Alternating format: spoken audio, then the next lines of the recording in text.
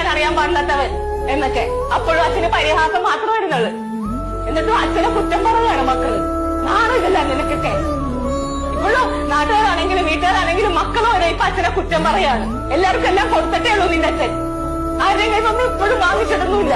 ഇപ്പോഴും നിന്നെയൊക്കെ സ്നേഹം കൊണ്ട് കൂടണില്ലേ? കയ്യിലെങ്കിലും കൊണ്ടുതന്നെ സെക്കൻഡ് ഹാൻഡ് ആണെങ്കിലും നിനക്കൊക്കെ വാങ്ങി തന്നിട്ടില്ലേ? അതിന് നന്ദി എന്താ നിനക്ക്? ഇതൊക്കെ അവിടുന്ന് വാങ്ങിക്കൊണ്ടെന്ന് നീ എപ്പോഴെങ്കിലും ചിന്തിച്ചിട്ടുണ്ടോ? ഉണ്ടോ?